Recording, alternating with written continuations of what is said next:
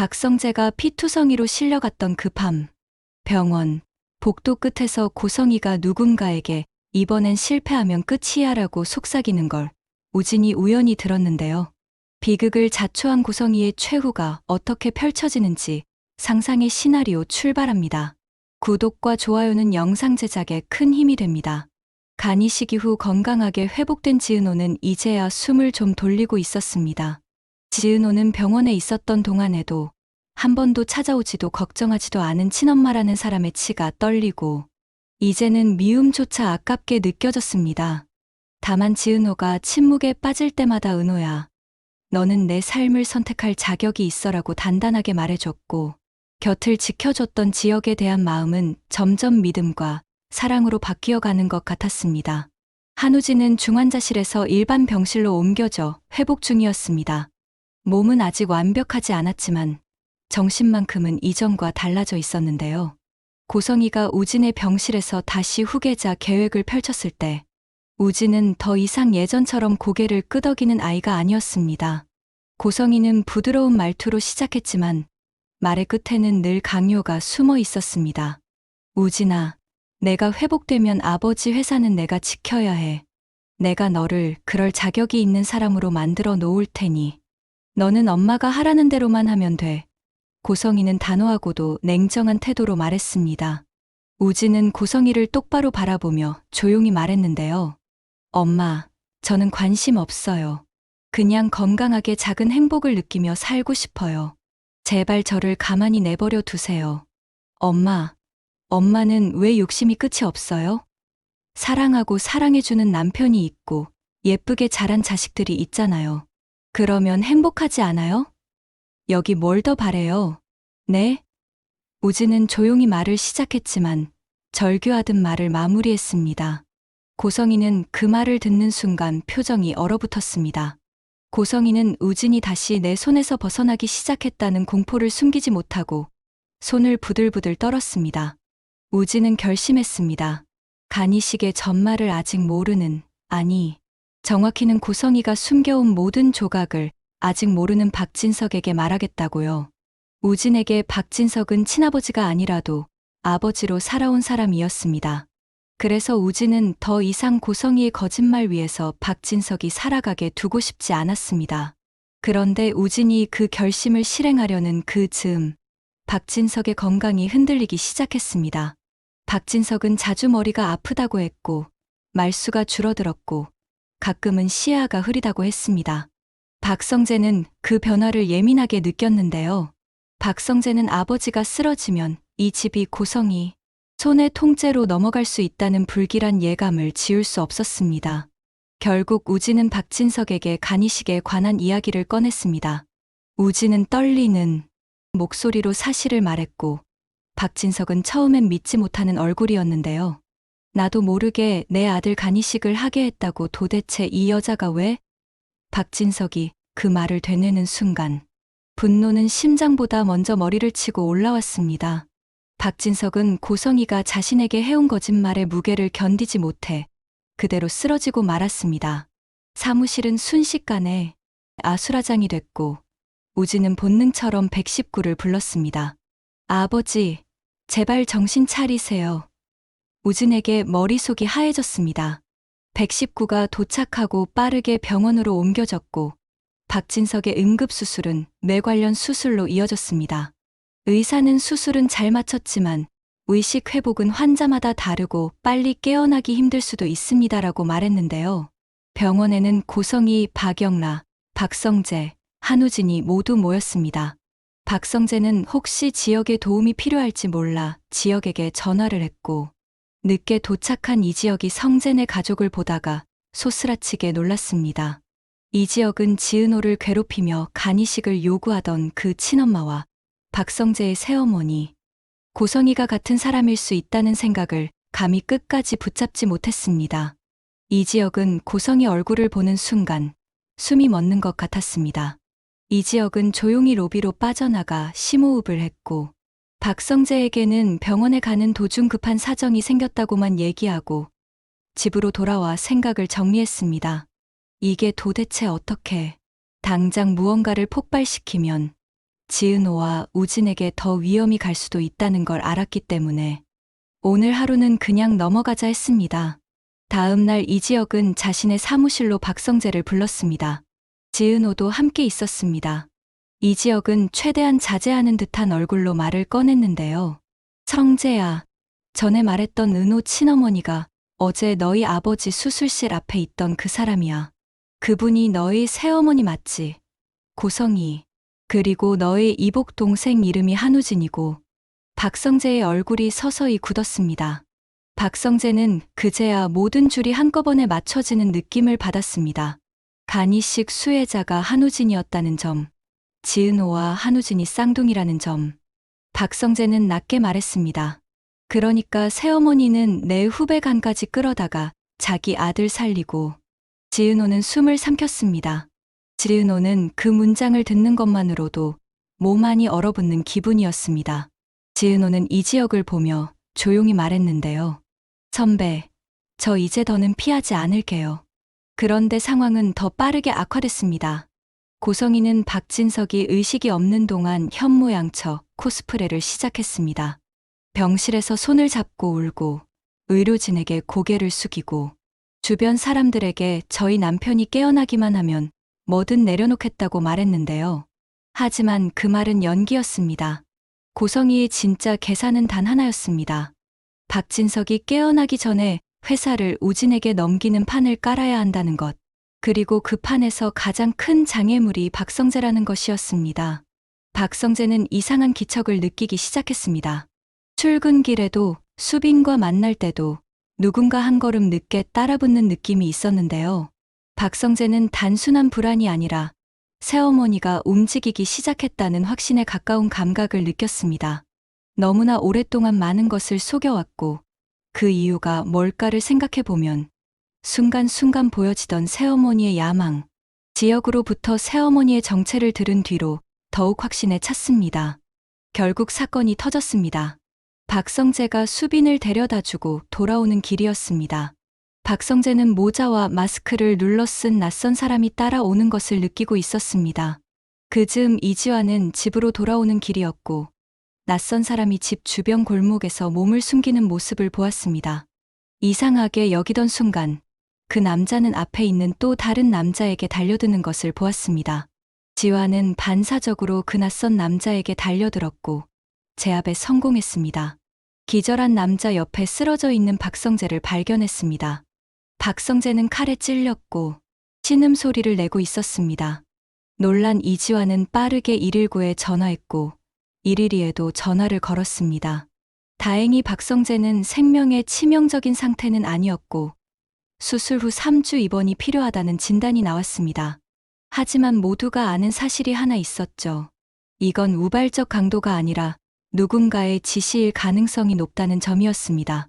이지혁은 지환의 연락을 받고 경찰서를 찾았습니다. 경찰은 조심스럽게 귀띔했습니다. 피의자가 돈 때문에 움직였다고 진술했고 누군가에게 사주를 받았을 가능성이 큽니다. 이지혁은 그 말을 듣는 순간 머릿속에 고성이 이름이 선명하게 떠올랐습니다. 우진, 영라, 지은호, 이지혁은 박성재 병실에 모였습니다. 모두가 같은 결론을 떠올렸지만 모두가 같은 벽에 부딪혔습니다. 증거가 없었습니다. 그래서 이번엔 박성재가 병상에서 직접 판을 짰습니다. 박성재는 몸은 누워 있었지만 머리는 더 차갑게 돌아갔는데요. 박성재는 이지혁과 지환에게 말했습니다. 이번엔 간만 믿지 말자. 고성이는 돈을 쓰는 순간 흔적을 남기는 사람이야. 그리고 사람을 쓰는 순간 반드시 보험 같은 장치를 쥐지.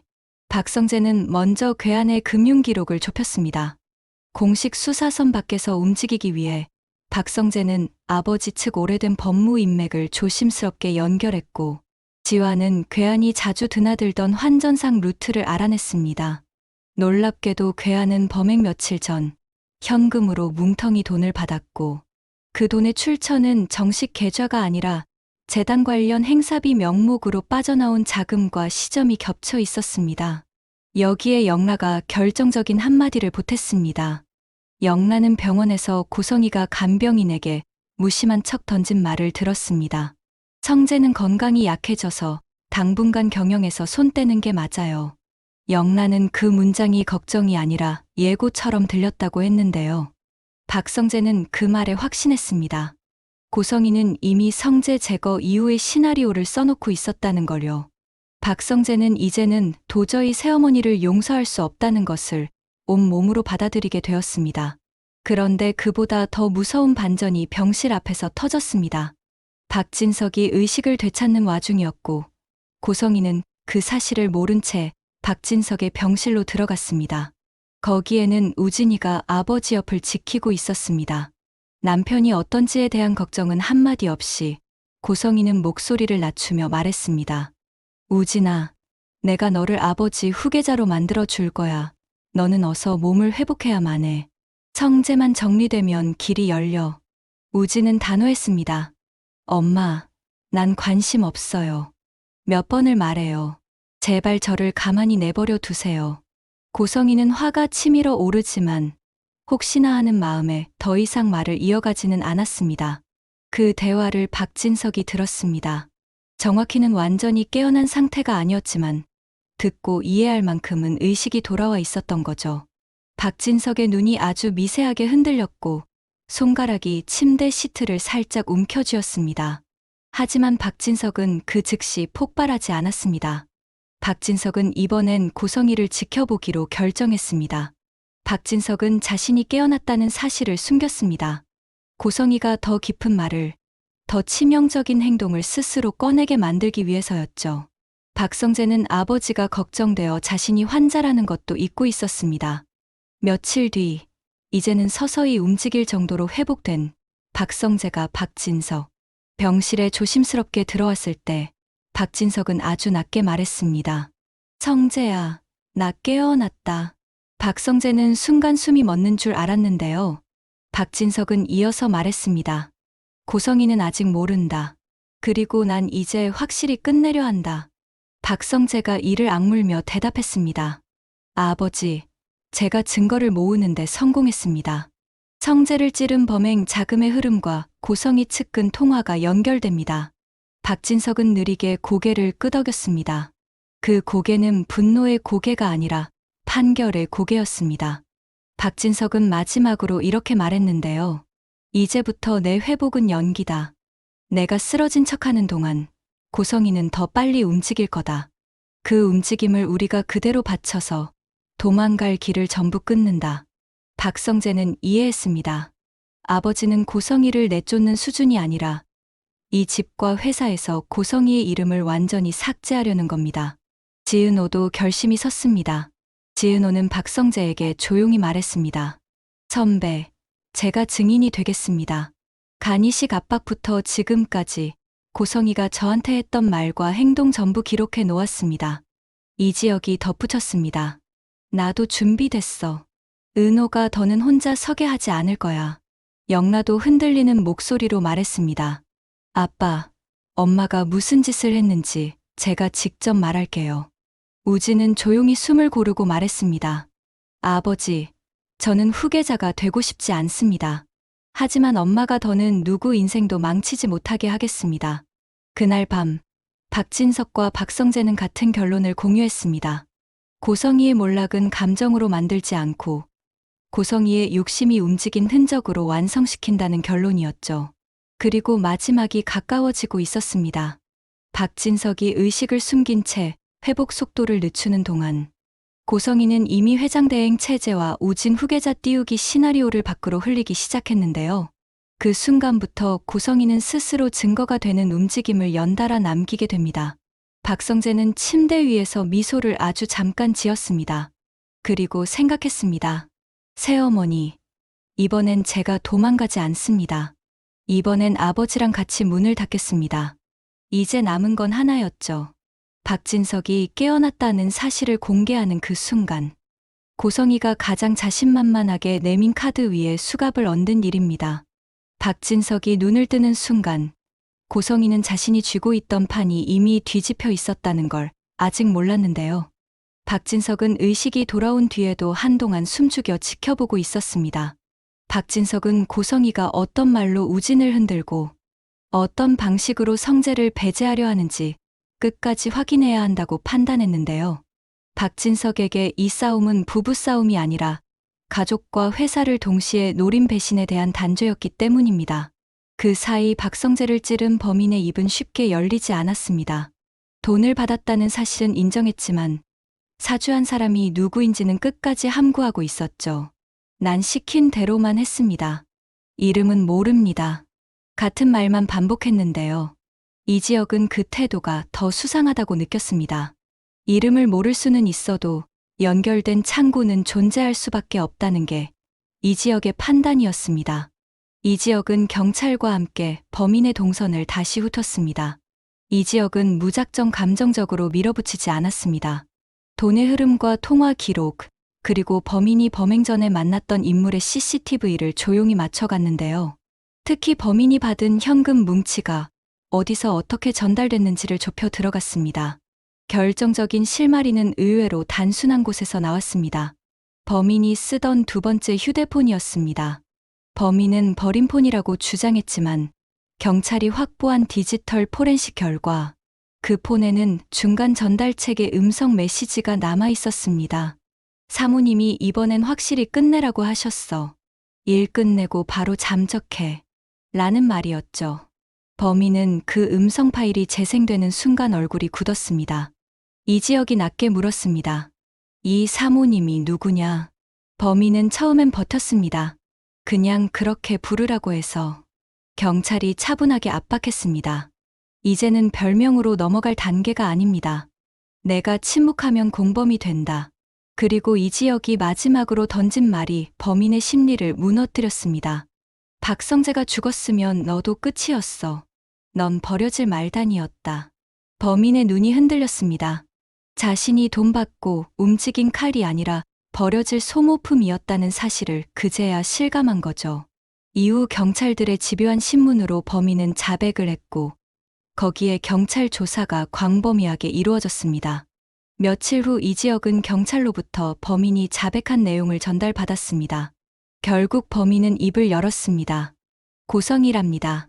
그 사모님이라는 분이 직접은 아니고 그 사람 비서 라인에 붙어 있는 여자가 연락했대요. 그리고 재단 자금 조사를 했는데 돈은 재단 행사비에서 빼서 현금으로 전달됐습니다. 처음에는 겁만 주라는 줄 알았대요. 이지혁은 그렇다면 고성이는 어떻게 되는지 경찰에게 물었습니다. 경찰은 범행의 전말이 드러났으니 체포해야겠지요. 영장 신청해 놓았으니 영장만 발부되면 곧바로 시행될 겁니다. 라고 말했습니다. 박성재는 이 모든 사실을 이지혁에게서 전달받고 아버지 병실로 향했습니다. 마침내 박진석이 움직일 시간이 왔습니다. 박성재는 아직 수술 후 회복 중이었지만 이 모든 사실을 알고도 아버지를 만나지 않을 수 없었습니다. 박진석이 조용히 말했습니다.